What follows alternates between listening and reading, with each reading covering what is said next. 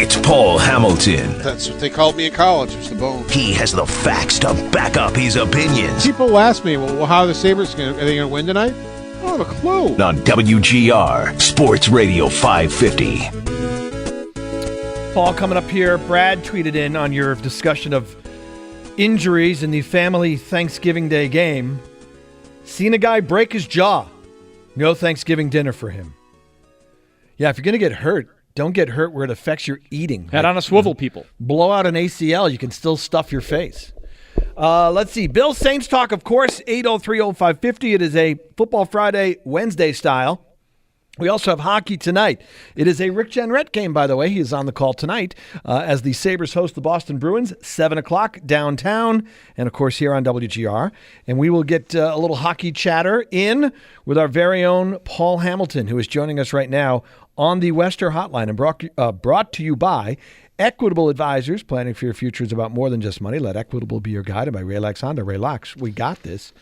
Happy day before Thanksgiving, Paul. How you doing? Good. Happy amateur night. You'll be out in the bars tonight, won't you? I mean, you kidding me? I'll be lucky to make it to 9 o'clock. I'll be home. I might have a little glass of wine, get a little buzz going, and then just going to be home chilling out tonight. I got the house to myself. You'd have the lampshade on. You'd be out till 4 a.m. No. The kid's working. The wife's going out to a concert. I'm hanging out. Got the house to myself. You can come on over. We'll watch the hockey tonight. Oh, it's just a local band she goes to see. They're playing somewhere, and she asked me if I wanted to go, and I did the whole, what are you, crazy? I'm going to be exhausted Thursday and Friday. I'm not going out. So, yeah, I was my usual party pooper self. Are you guys voting some things off the Thanksgiving table? We are, yes. You were the first thing. You voted me off? Yeah. We all, and it was the only time in the history of Thanksgiving Survivor it was unanimous. We all agreed. There was no debate, no argument, nothing. Twitter's not upset about it. I mean, it was just unbelievable. I love you, Paul. You know that. I mean, are you angling for a chance to vote something off? Is that what are you looking for? I just wondered if you were doing that. Of course we do that. That was one of your traditions, so I was wondering Absolutely. if you were still doing it. Hey, I wanted to ask you, we had Don Granato on the show yesterday, and you were there the other night for post-game after Columbus game.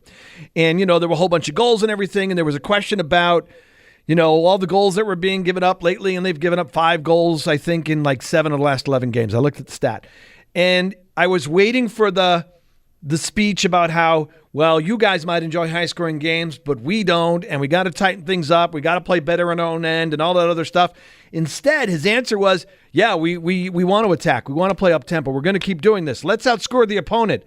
And I got to tell you, I was very, very happy. Let's just put it that way. If I had a man crush, I would use it. What'd you think? I mean, what about that, just that philosophy and him saying that? Well, he's been very consistent with that since he's been the head coach. Even last year when he took over, that he doesn't want to play boring hockey, and he thinks boring hockey is losing hockey. And the thing is, when they're on their game and playing really well, they're not going to give up that many goals. Mm-hmm. They gave up 5 goals the other night because the goaltending wasn't there. I mean, that was Tokarski's worst game. Right. I mean, let's face it. It wasn't his night. And those 3.5 minutes, you get a couple of saves, and you're not giving up 5 goals. You're maybe giving up 2 or 3, and you still got 4 on your own. So, I mean, that could easily have been a 4-2 game, in their favor. And if you think back to the beginning of the year when they were 5-1-1, they had a lot of puck possession. And they were scoring goals, and by having the puck possession, they weren't giving up the goals. And their penalty killing was very good, and their power play was very good.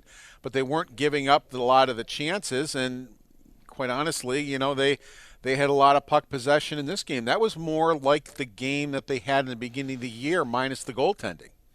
I mean, that was just the thing that was missing. And, I'm not going to jump on Tokarski's case. I mean, think of the 2 wins he had before that against the Edmonton Oilers and the Pittsburgh Penguins, where he absolutely stood on his head. In the Calgary game, yeah, he gave up 5, but that looked like the Harlem Globetrotters against the Washington Generals. I mean, the team just was an absolute no-show for that game, and every game could have been on SportsCenter highlight. Every goal could have been on SportsCenter highlight film. I mean, they were just scoring those types of goals. So it wasn't his night. And it was unfortunate. It popped up in a game where the rest of the team, except for those 3.5 minutes, played very, very well. Paul, one thing about player development, listening to Granato talk about it yesterday and how he said, like, the sport, every single person that plays it, a lot of people that play it, they're conditioned to come in the locker room after the game and be talked about what you did wrong. Here's what you did wrong. Coaches immediately go to what happened that was wrong, and he wants to kind of focus on the other side of it. And he wants to play that up-tempo style where they score goals.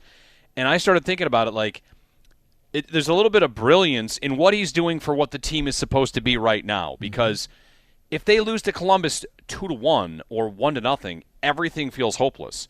You lose 7-4, as a young team and a growing team, a fan feels this way. And I'm sure players, even though, of course, they would like to win games, feel the same way as well. Like, Tage Thompson feels better about his game right now.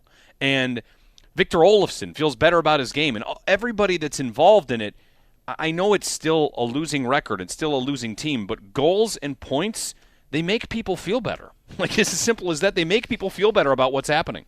And they have to look at it, too, that was a 5-4 game, not a 7-4 game because of the two empty netters. I mean, so they have to look at it as a 1-goal game. And, yeah, sure, I mean, the mistakes will get pointed out, but they're not harped on. And if a guy like like Bryson, I mean, look at how he's developed and, kind of defenseman he's turned into. If he gets harped on for every little mistake he makes, he's not going to make a lot of those good plays that we've been seeing. He's not going to be coming up ice with speed. He's going to be going, I don't know if I should take this chance. I see an opening here, and I think we can get the puck out, and we can get maybe if I hit that opening with speed, I think I can turn that into a 3-on-2. But I don't want to get yelled at in case I happen to overskate the puck or turn it over, and then it comes back the other way and we didn't go for it, type of thing. So Bryson knows that he's not going to get crucified for a mistake. He knows that he's not going to sit the next shift because he made a mistake. So it makes him a better player. It makes him a player that he wants to use the talents that he has because he has the full backing of the coaching staff to go do it, and has the confidence to go do it. And, that's how I think you develop a player like Bryson or a player like Tage Thompson. Tage Thompson probably shouldn't have taken that puck against the Rangers and tried to tie it up for the last 12 seconds of the game. That's a long time to try to tie up the puck on the wall. And then, the schmozzle broke about 5 seconds, and all he needed to do, because he got the puck back, all he needed to do is backhand it up the wall, and they go to overtime, and he didn't. Well, he didn't get crucified for it. I mean, they lost with 0.4 seconds left in the game because of what happened in there. And, there were probably better plays he could have made as that schmozzle went forward. And I'm sure they spoke about it, and they told him about it, but I don't think they screamed at him and told him he lost him the game and killed him for it. And look at how he's kind of taken charge of his game and how he has gotten better. So it's a painful process for these guys to learn how to do it and it's unfortunate they wasted a game where they showed up in the third period and they played 56 minutes of excellent hockey and they got nothing to show for it. And they scored 4 goals in 3 games lately, and they've got nothing to show for it. Well, but you know what, guys? If they play every game like they played against Columbus and just get some goaltending, they're going to be just fine. We're going to be talking about some wins. Paul, I think one thing that they're trying to do, and they're probably doing effectively, they're trying to insulate their young players from the pressure of what has happened here before and the disappointment. And maybe they don't even have to do too much insulating because I think a lot of the fans are ready to, and we're ready to move on. Nobody's mad at any Sabre right now. You don't really get to it. All the demons have been exorcised or whatever. If anything, people want to see Luukkonen and Krebs and Quinn and Peterka. The Sabres don't have really, and to have a coach that understands that, lockstep, stuff like that. Terms like that are used. But the organization, it's not exactly in a spot to win games right now. But like you said, like they can play with a freedom on the ice and a freedom off the ice. I don't think anybody's asking about the power play at Wegmans or what, like Chris Drewer used to say. And eventually it will get there, and we do want it to get there. But from a pressure standpoint, it's all, everything's kind of gravy right now with them. Well, let me ask you two this question, and maybe you got some of this on your Twitter feed too. I had numerous fans upset at Granato because they didn't feel there was enough remorse and enough anger after the game because there was a loss. Yeah. Almost to a point where fans are criticizing him that they don't think he's taking losses hard enough. What do you think about that? I think it's a fair. Yeah, I think it's a fair point to make, and I wouldn't have a problem with anybody saying that. But he's got a roster that's not really supposed to do much better than it is. Yep. Many would say they're overachieving. So you could go in there and throw a bench about losing to the Blue Jackets on a Tuesday in November. Or you could build for the bigger picture, and I don't have any problem with it, but I could see how people might be rubbed the wrong way by it. I wouldn't be surprised either, Paul. And I was thinking, you brought up Bryson. What's Bryson doing going into the corner at the Garden the other night? You left the front of the net wide open. You shouldn't do that. Now, I don't know if you get in I'm not sure if they watch tape of the game and he rips Bryson in front of the team. I don't know what that would accomplish. And even when he was on with us, Paul, he said, you mentioned a moment ago, he doesn't think harping on negative stuff with young guys is productive. And a fan might hear that and go, well, why not? What is this? Everybody gets a trophy, Little League Baseball? You just don't tell anybody anything bad?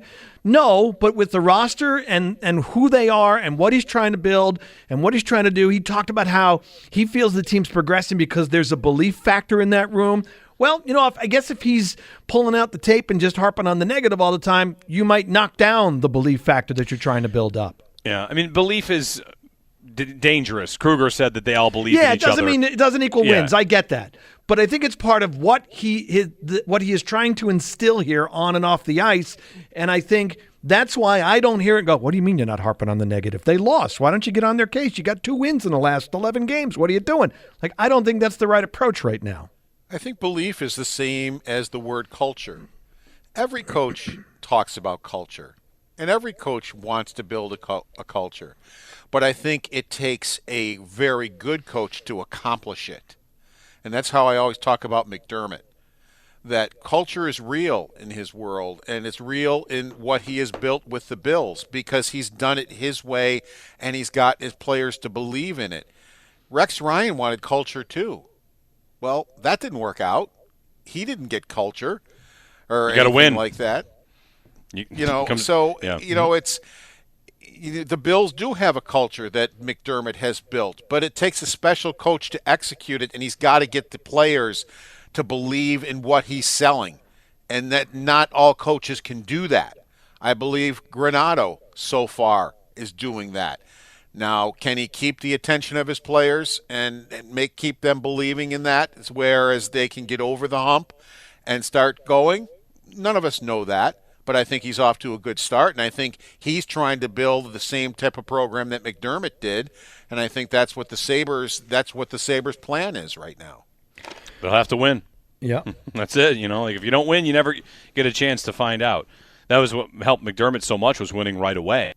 And Granato won't have that benefit, built in of winning right away. Although he might have the benefit of exceeding expectations if they, get some goaltending. I think like they'll you said. have another stretch of 5-1-1, and is the season somewhere in the season, and they'll probably have another stretch where we're talking about a 5-game losing streak. And I just think, if you want to look ahead, Paul, 5-1-1 after this Boston game, they got a couple of looks with Montreal and Detroit and Seattle. You can start a little run right there.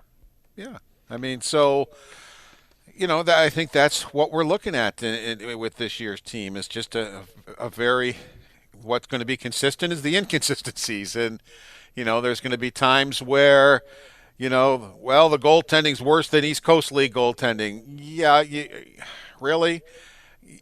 Maybe you forgot about Tokarski, who absolutely stole games against Edmonton and Pittsburgh. And, then he got a stinker. Well, okay. Nobody said he was Dominik Hasek. Nobody said he's a starting goalie in this league. He's doing the best he can. I think he's doing better than anybody ever thought Dustin Tokarski was going to do. And when you take a look at his overall performance, again, you want to rip him for that Calgary game. There wasn't a goal I could even come close to ripping him on in that Calgary game. I mean, that was just a no-show by the team. Which again, the team has had some bad games, none as bad as that one.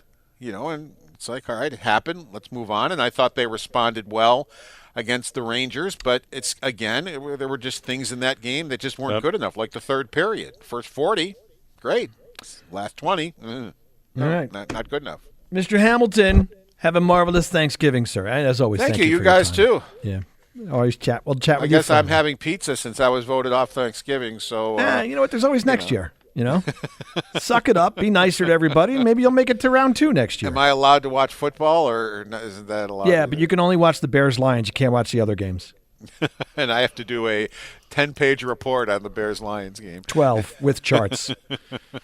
Thanks, Paul. Take care. 803-0550, Bills, Saints. How confident are you for the game tomorrow? It is Football Friday, even though it's Wednesday, and it's brought to you by Buffalo-style chicken logs from Original Pizza Logs, official finger food of the Buffalo Bills.